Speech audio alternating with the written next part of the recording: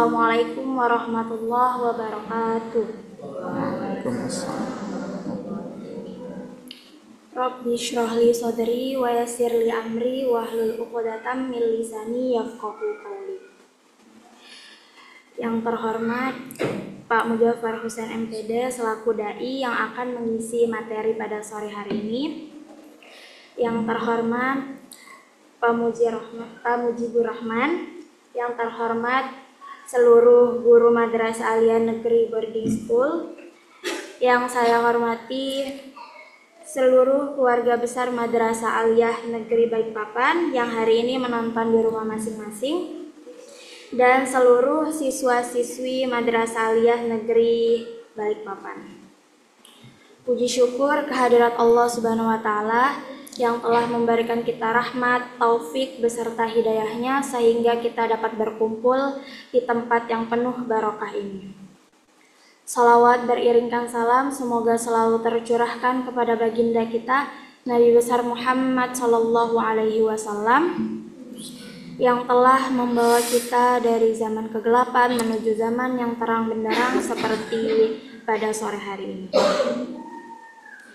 Sebelum kita membuka acara kita pada sore hari ini, perkenalkan saya Siti Aisyah, mahasiswa PPL yang akan membantu acara pada sore hari ini, yaitu acara talk show Ramadan bersama Pak Muzaffar Husain MPD yang bertema mensucikan jiwa di bulan Ramadan. Selanjutnya ialah marilah kita buka acara kita pada hari ini dengan sama-sama membaca suratul Fatihah. Bismillahirrahmanirrahim.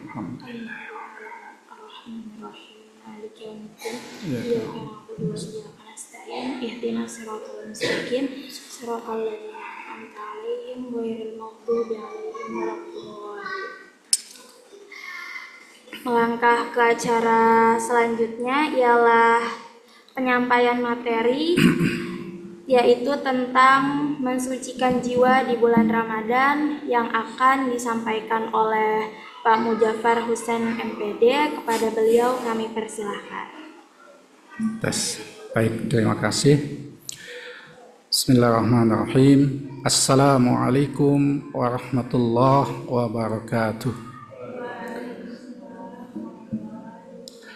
Alhamdulillahillazi arsala rasulahu bil huda wa dinil haqq liyuzhirahu 'ala ad-dini kullih wa kafa billahi shahida. Asyhadu an la ilaha illallah wa asyhadu anna Muhammadar Rasulullah. Allahumma shalli ala Muhammad wa ala alihi wa sahbihi ajma'in, amma ba'du. Yang kami hormati, kami muliakan segenap keluarga besar Madrasah Aliyah Negeri Balikpapan, Bapak Ibu dan tentunya anak-anakku dan hadirin sekalian, baik yang ada di studio podcast studio KM8 maupun yang ada di tempat masing-masing. Alhamdulillah, pada kesempatan kali ini marilah kita selalu mengucapkan puji dan syukur kita kepada Allah Subhanahu wa Ta'ala karena atas limpahan rahmat hidayahnya kepada kita semua, sehingga sampai pada saat ini kita masih diberikan nikmat kesehatan, nikmat Islam, nikmat iman, nikmat kesempatan, kesehatan, dan nikmat-nikmat yang lainnya yang tidak bisa kita hitung jumlahnya. Salawat dan salam tetap tercurahkan kepada junjungan kita Nabi Muhammad Sallallahu Alaihi Wasallam, kepada keluarga, sahabat, dan umatnya sampai yaumil qiyamah. Alhamdulillah, pada kesempatan kali ini kita akan sama-sama membahas tentang bagaimana mensucikan jiwa pada bulan Ramadan ini. Sebelum itu, kami akan membahas dulu tentang bagaimana sih hakikat puasa. Hakikat puasa itu adalah sebetulnya membiasakan jiwa yang bersih dari nafsu sekaligus sebagai sarana pembersihan jiwa yang biasanya disebut dengan tazkiyatul nafsi atau pembersihan jiwa tadi itu. Jadi proses pembersihan jiwa ini tentunya salah satunya dilakukan adalah dengan ibadah puasa. Ya. Karena kalau pendapat para sufi itu alim ulama ya, bahwa nafsu itu adalah musuh yang paling besar. Nafsu itu adalah musuh yang wajib kita hadapi. Nafsu yang mana? Nafsu yang ada di dalam diri kita masing-masing. Ya. Maka ketika Rasulullah dulu berperang pada waktu perang Badar, kalau tidak salah itu, jadi ketika mendapatkan suatu kemenangan pada waktu itu, ini adalah suatu kemenangan kecil, kata Nabi. Lalu para sahabat bertanya, oh kalau begitu mana lagi Rasulullah itu kan? Ada perang yang lebih besar dari ini, yaitu perang melawan hawa nafsu. Begitu kuatnya hawa nafsu yang ada di dalam jiwa kita, ya. Terutama pada saat-saat bulan puasa, begitu banyak godaan, begitu tes 1 2,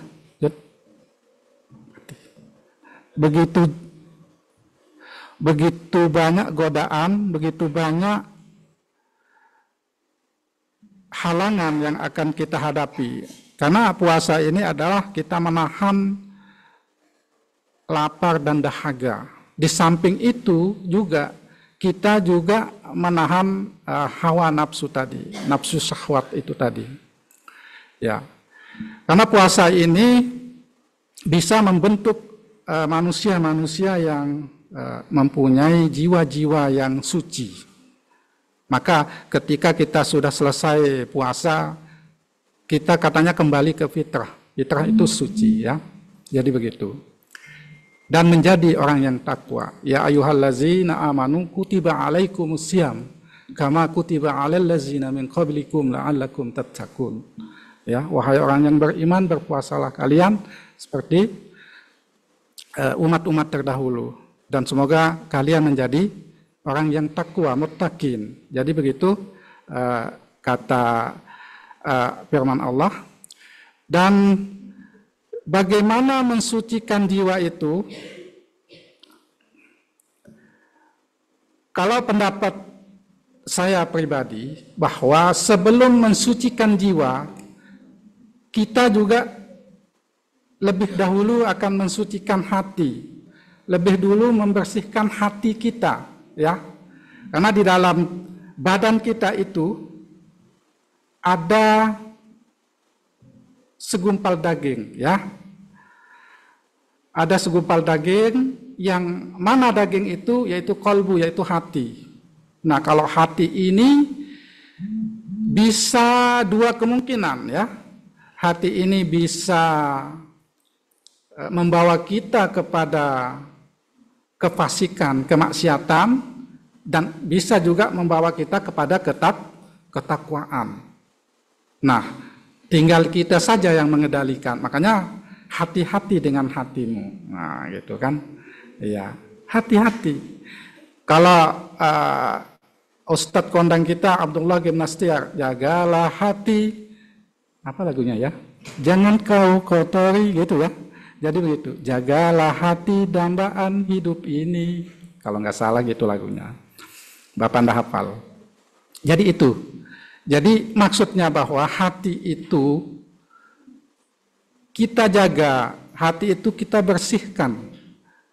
Tentunya dengan apa? Ya salah satunya, banyak sekali, tapi salah satunya adalah dengan puasa ini. Apalagi momentum di bulan puasa ini kita manfaatkan untuk menjalani latihan-latihan. Karena di dalam puasa ini kita menjalani suatu latihan, bukan hanya menahan lapar dan dahaga tadi itu, tetapi latihan yang semua ya, semua elemen kita jaga, baik itu lisan, baik itu pandangan, pendengaran, dan hati juga ya, kita jaga semua. Ya, buat apa kita puasa, menahan lapar dan dahaga, tetapi kita tidak mendapatkan pahala. Kalian hanya mendapatkan lapar dan dahaga, ya, haus, tetapi kita tidak mendapatkan pahala. Nah, karena kita tidak bisa menjaga lisan. Bulan puasa masih tetap menjalankan gibah misalkan ya. Paling enak itu memang bergibah itu paling sesuatu yang paling mengenakkan kalau saya melihat itu, ya. Jadi dijaga lisan juga ya, lisan dijaga, penglihatan juga, pendengaran juga. Kalaupun ada teman kita yang menggibah ya diingatkan atau cepat saja menghindar dari teman kita untuk menjaga itu ya, ya, menjaga pahala puasa kita, saum kita ya di bulan Ramadan ini, ya. Jadi itu. Lalu bagaimana hati ini di dalam kitab Munabbihat ala Istidad Yaumil Mi'at, di situ dijelaskan bahwa hati itu ada 5 hal yang bisa merusak hati manusia. Jadi ada 5 hal, paling tidak 5 hal, banyak sebetulnya, tetapi yang paling utama dan paling inti itu ada 5. Apa yang bisa menyebabkan hati kita itu menjadi rusak, menjadi kotor dan tidak baik ya bahasanya. Yang ke-1 adalah kita itu melakukan perbuatan dosa, ya, melakukan suatu perbuatan dosa, katanya nanti akan kita tobat, ya. Jadi apa? Mengentengkan dosa-dosa yang ada, ya. Jadi menggampangkan jadinya. Tidak apa-apa, nanti kan kita tobat. Iya kalau usia kita masih ada. Iya kalau sempat kita bertobat kepada Allah, tapi kita lebih dahulu usia kita sudah, sebelum kita tobat sudah dipanggil oleh Allah Subhanahu wa taala. Karena kita tidak tahu usia itu sampai di mana. Jadi itu bisa merusak hati itu, perbuatan dosa diulang-ulang. Ya. Ada yang tobatnya juga tobat tetapi nanti melakukan lagi. Itu tobat ya. Ya. Tetapi paling tidak kalau memang kita sudah melakukan hal-hal yang tidak itu, cepat-cepat kita ingat istighfar, astagfirullahalazim kepada Allah Subhanahu wa taala. Ya. Yang kedua yaitu ilmu yang tidak diamalkan. Nah, ternyata ilmu kita itu kita punya pengetahuan baik ilmu dunia maupun ilmu agama, ya. Itu kita amalkan. Sampaikan walaupun itu 1 ayat, ya. Kalau tidak diamalkan, hanya disimpan saja, itulah yang bisa membuat hati kita tidak baik, tidak bagus. Jadi ketika kita mempunyai ilmu, sampaikanlah ilmu itu walaupun 1 ayat. Ya, 1 ayat itu ya maksudnya sedikit kita punya ilmu, tetapi diamalkan ilmu itu, maka kita akan mendapatkan balasannya. Jadi itu yang kedua ya. Yang kedua, yang ketiga yang bisa merusak hati itu adalah ketika kita melakukan amal ibadah tetapi kita tidak ikhlas. Nah, ini lagi ya. Kita beramal saleh ya. Kita melakukan amal ya, melakukan amal.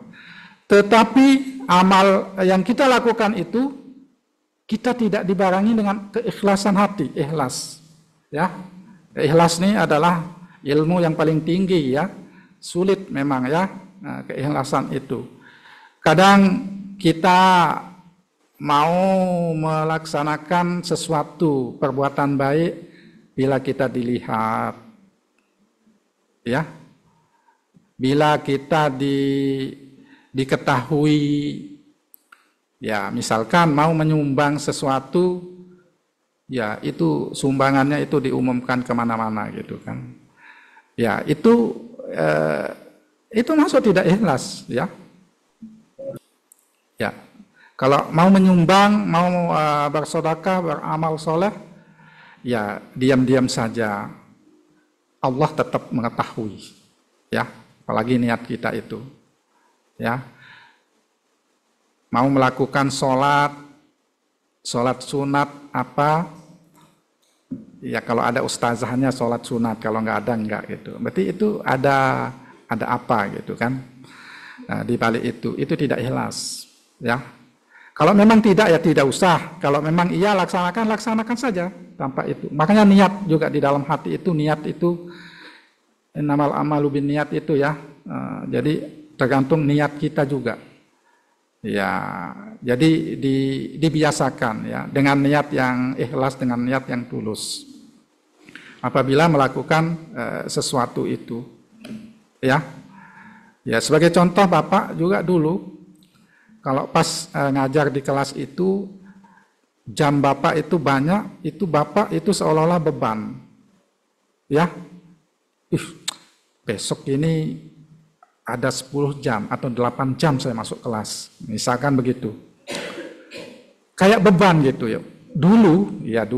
Nah, tetapi lambat laun, insya Allah pelan-pelan ya, maka tidak menjadi beban, itu menjadi kewajiban dan tanggung jawab akan menyampaikan ilmu kepada kalian siswa-siswa yang ada di sekolah ini.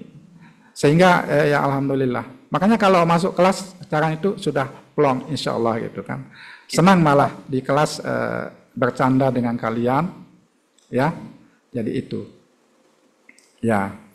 Itu salah satu contoh ya bahwa ikhlas itu tidak mudah. Nah, lalu yang keempat itu memakan rezeki yang Allah berikan kepada kita, tetapi tidak mau mensyukurinya. Ya, jadi kita sudah dikasih rezeki sama Allah, kita sudah dikasih kekayaan sama Allah, kita sudah dikasih kesehatan sama Allah, tetapi semua itu tidak disyukuri. Ya. Padahal janji Allah, la in syakartum la azidannakum wa la in kafartum inna azabi lasyadid. Ya. Apabila kita bersyukur, maka akan ditambah nikmat itu oleh Allah Subhanahu wa taala. Ya. Akan ditambah lebih banyak lagi. Tapi apabila tidak mensyukuri nikmat itu, maka azabku sangat pedih. Itu kata Allah itu, ya, bukan kata siapa. Nah, maka dan nikmat itu jangan dianggap dan dilihat itu hanya sebuah suatu kekayaan, suatu harta yang banyak, suatu jabatan, suatu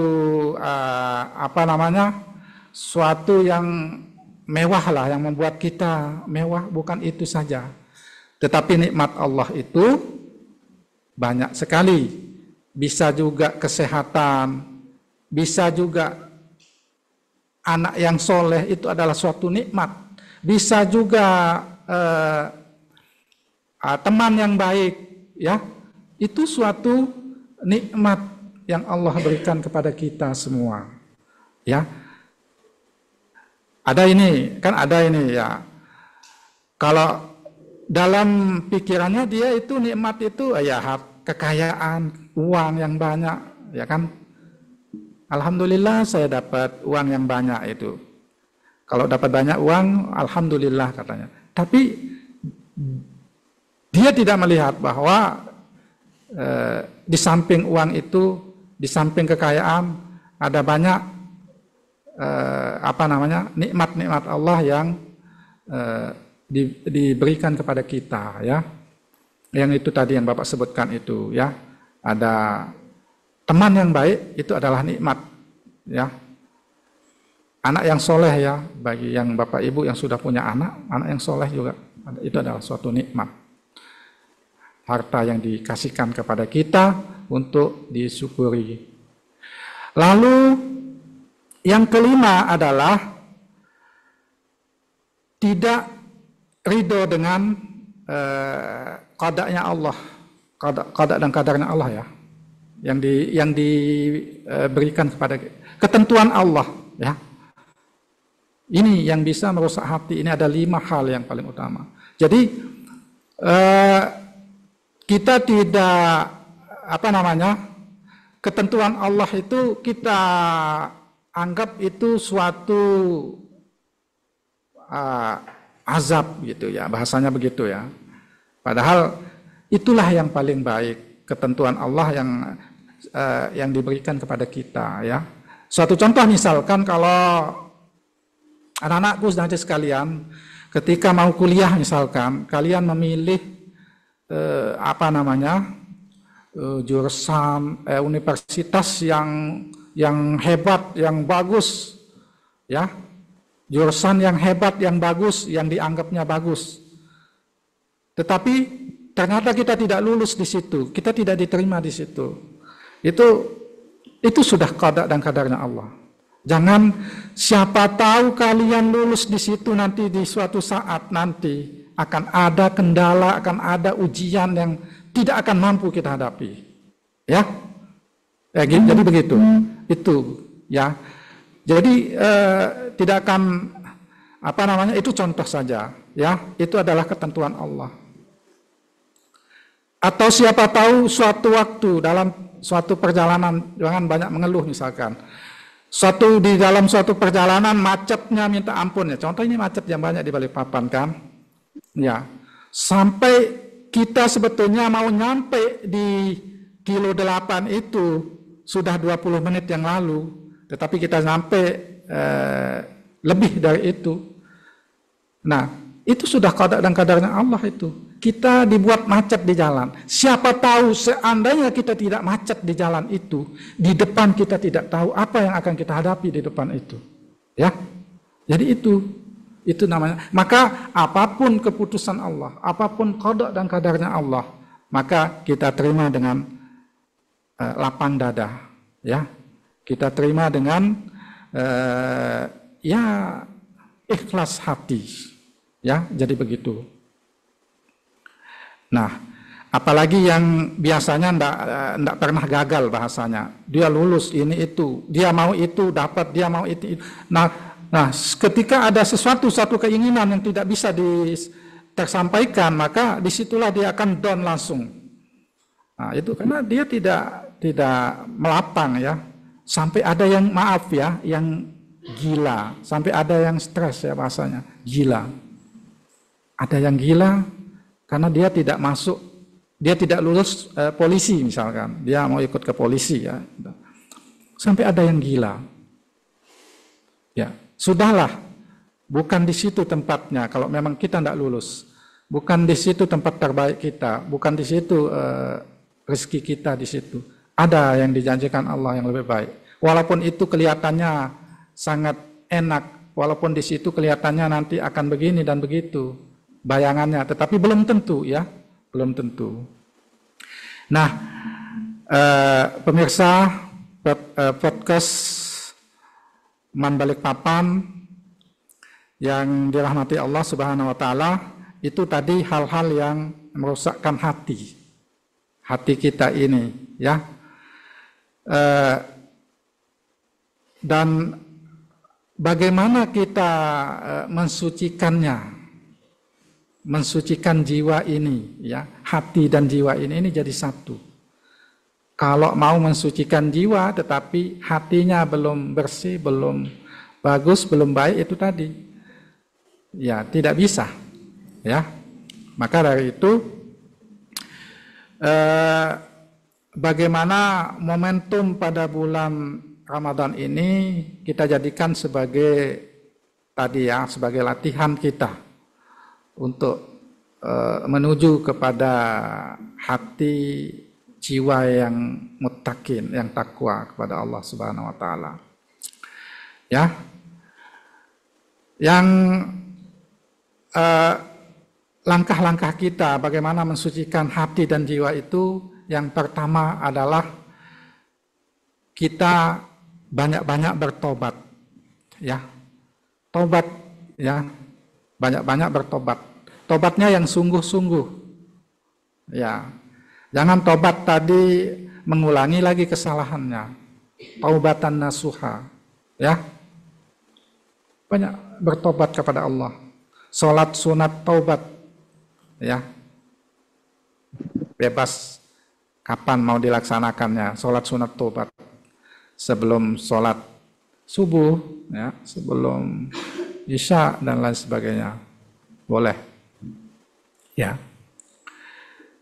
Kalau ada yang seumur hidupnya belum pernah melakukan salat sunat taubat, maka ya bagaimana ya itu? Karena melalui salat sunat taubat itu juga kita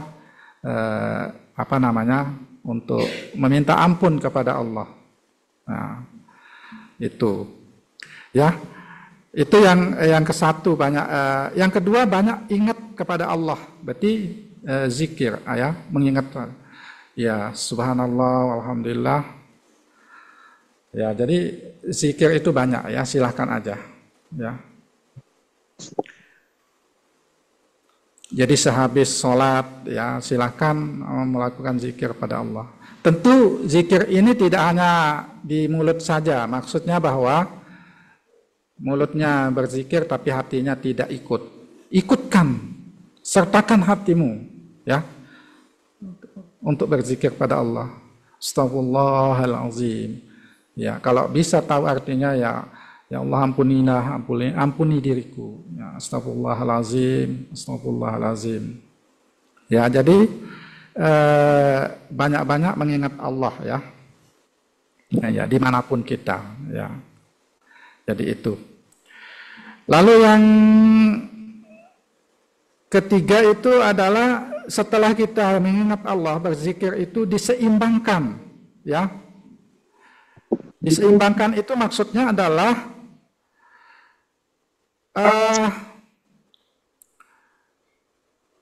setelah kita zikir itu jangan di situ saja gitu, ya, sampai di situ, ya.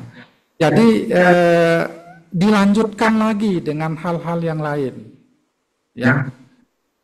Sertakan Allah dalam semua langkah, semua kehidupan kita itu, ya. Dalam menuntut ilmu, iya juga. Maka sebelum menuntut ilmu juga kan ada doa, ya. Paling tidak kan, Rabbi shrah li sadri wa yassir li amri wahlul 'uqdatam min lisani yafqahu qawli. Kan begitu. Jadi doa itu juga sangat penting, ya, anak-anakku. Jadi doa itu adalah pamungkas, ya, senjata pamungkas. Doa itu. Walaupun kelihatannya kecil, kelihatannya itu untuk kita, misalkan dalam hal apa, ya, melakukan sesuatu, kita ingin sesuatu. Padahal itu kayaknya tidak mungkin ini saya bisa sampai di situ. Tetapi karena doa yang kalian panjatkan itu doa yang sangat tulus, doa yang ikhlas, doa yang sungguh-sungguh, maka kun fayakun, ya. Jadi dan jadilah, ya. Iya. Kalau Bapak itu yakin yang begitu, ya, kun fayakun. Tidak ada yang tidak mungkin, tidak ada yang mustahil bagi Allah, ya, di dalam hidup dan kehidupan kita ini, ya. Apalagi kalian masa depannya masih panjang, ya. Jadi gitu. Lalu yang keempat adalah manusia adalah tempatnya salah dan lupa, Ya, maksudnya itu memang itu hakikat juga manusia itu kita salah dan lupa. Nah, kesalahan itulah tadi yang ditebus dengan tadi itu ya, taubat, zikir pada Allah. Tetapi di dalam hal itu lagi kita itu maksudnya itu adalah karena kita lupa maka kita harus bersahabat dengan orang yang punya ilmu, yang alim, ya. Ya alhamdulillah di sini kalian didampingi oleh ustazah, ya. Ya, kalau ada apa-apa bisa kita bertanya kepada beliau. Ya. Di luar sana kita juga silahkan berteman dengan alim ulama, ya. Gitu. Jangan berteman dengan maaf ya, yang tidak orang yang tidak jelas ya, tidak baik. Ya betul ini. Katanya ada yang mengatakan bahwa kalau berteman dengan penjual minyak wangi, kita ikut wangi katanya. Kan begitu kan. Nah, itu maksudnya bahwa apabila kita paling tidak berteman dengan orang baik, ya yang baik lah ya, alim ya, dan lain sebagainya, paling tidak kita ikutlah ya kecipratan ya bahasanya itu, anunya itu ya, sikap tingkah laku ya yang ada di situ, yang dipunyai ya begitu. Ya. Ah, tapi Pak, jangan Pak, itu baik kok, casingnya aja yang tidak baik katanya. Casingnya memang begitu Pak, kelihatan tidak baik tapi hatinya baik gitu kan. Ya, baik dalam hal apa dulu belum tentu, ada maunya ya kalau baik gitu. Jadi begitu. Ya. Yang kelima ya, bagaimana kita untuk mendapatkan petunjuk dan menyucikan jiwa itu, mintalah selalu kepada Allah untuk diberikan petunjuk pada jalan yang benar, pada jalan yang betul, pada jalan yang diridhoi Allah. Selalu minta petunjuk.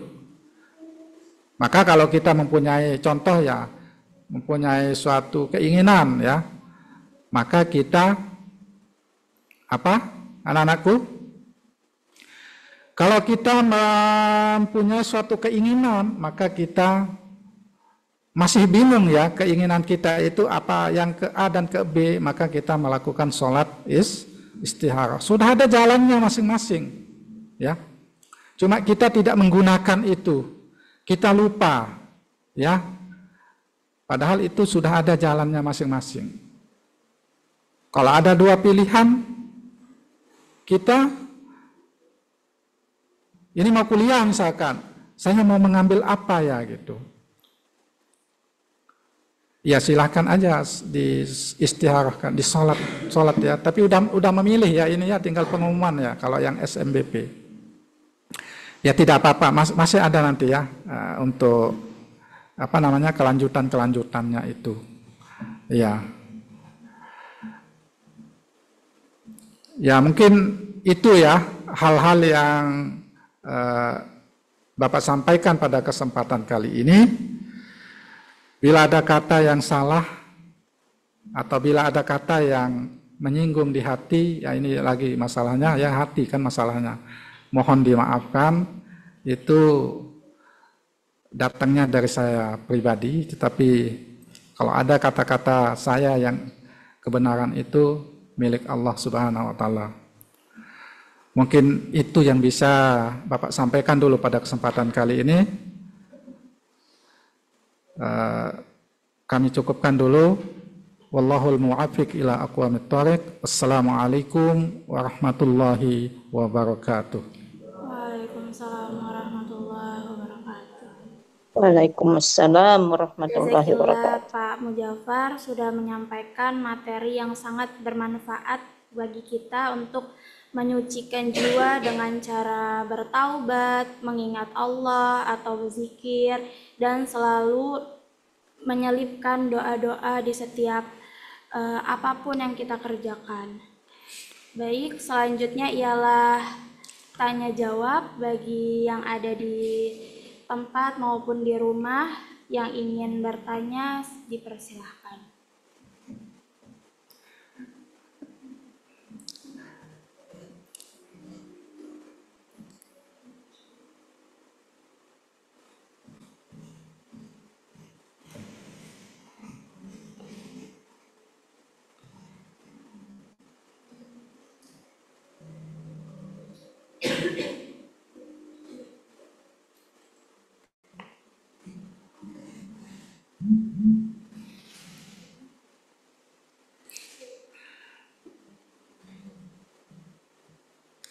Nggak ada kayaknya.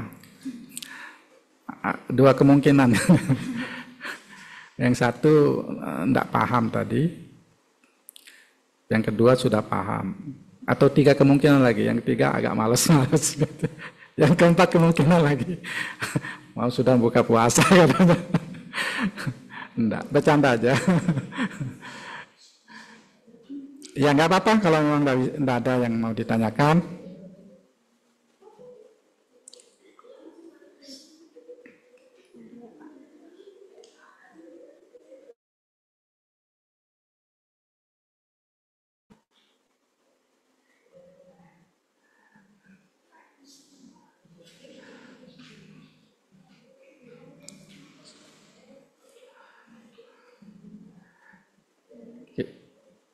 Berapa menit lagi tuh? Jam berapa itu?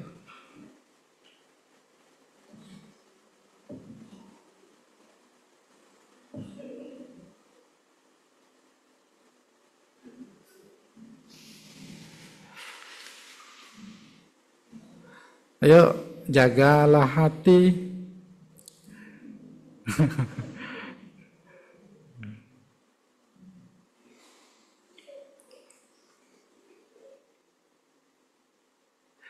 Iya, setan itu masuk melalui hati ya, tipis sekali ya, halus dia masuk ya, ya hati-hati.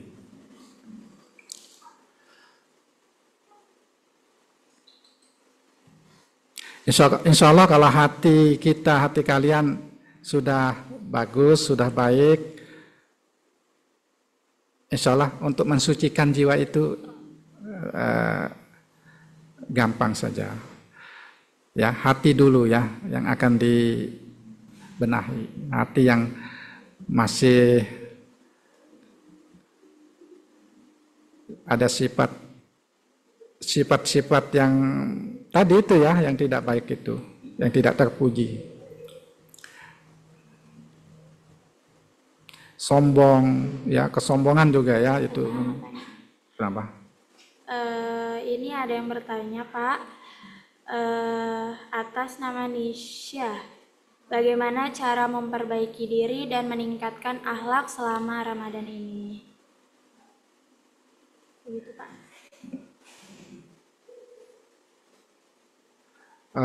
Baik ya, terima kasih Ananda Nisha. Nisha kelas berapa ini ya?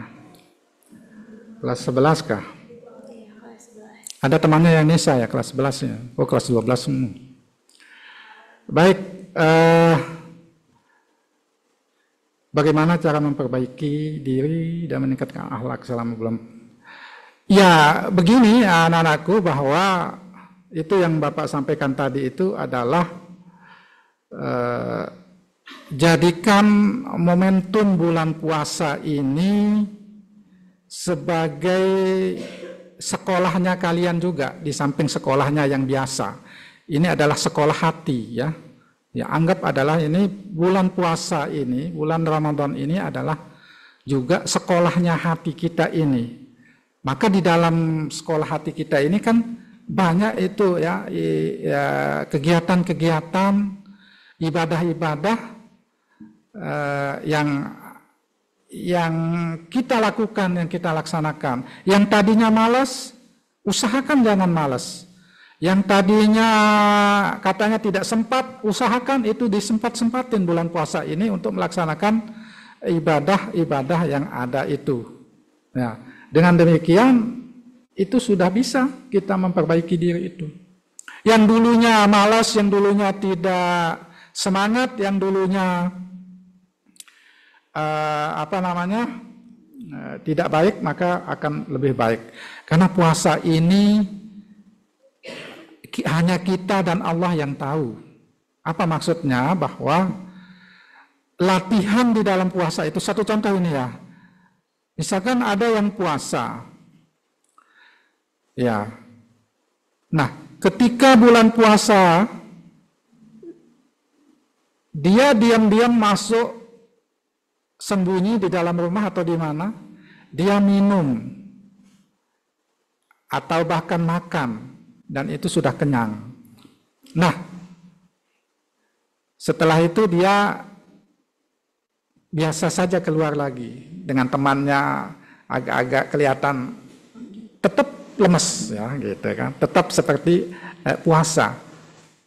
Temannya tidak tahu ya, temannya tidak tahu bahwa dia tadi sudah minum dan makan gitu kan, tetapi Allah Maha tahu, Allah tahu. Nah itu contoh ya, hal-hal yang begitu jangan dilakukan kecuali kita ada halangan atau sakit ya. Kalau kita sakit, ya ada hal-hal juga yang membatalkan puasa, ya silahkan saja. Tapi nanti diganti lagi. Ya, itu salah satu contohnya. Nah, dengan melakukan kegiatan-kegiatan itu, insya Allah akhlak kita akan semakin baik, semakin meningkat. Ya, meningkatkan akhlaknya kan begitu. Sikap kita. Maka jadikanlah puasa ini sebagai, ibadah puasa ini sebagai tadi ya, sekolahnya kalian. Nanti 30 hari, 1 bulan full, dan nanti kalian lulus ya dengan predikat suci. Suci jiwa dan hati ya. Sehingga kita biasanya kalau pas lebaran itu, yuk kita sama-sama gitu, kosong-kosong katanya ya. Itu maksudnya dosa-dosa kita itu sudah diampuni oleh Allah Subhanahu wa taala di dalam bulan puasa, di dalam bulan Ramadan ini ya, selama 1 bulan penuh. Ya. Dan ibadah kita di dalam bulan puasa ini kan dilipat gandakan oleh Allah Subhanahu wa taala. Iya, jadi begitu ya anak-anakku. Itu yang bisa Bapak jawab. Kalau tidak puas, nanti kita puaskan. Maksudnya nanti kita di chat lagi ya kan gitu.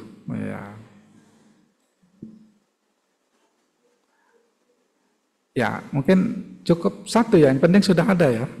Jangan tidak ada. Kalau di sini itu sudah paham semua ya. Padahal tidak paham. Tutup dengan doa kafaratul majlis. Baik, terima kasih Pak. Sama. Langsung saja kita tutup acara talk show Ramadan kita dengan sama-sama membaca doa kafaratul majelis. Subhanakallahumma wa bihamdika asyhadu an la ilaha illa anta astaghfiruka wa atubu ilaika. Saya selaku pembawa acara memohon maaf jika banyak kesalahan. Wabillahi taufik wal hidayah. Wassalamualaikum warahmatullahi wabarakatuh.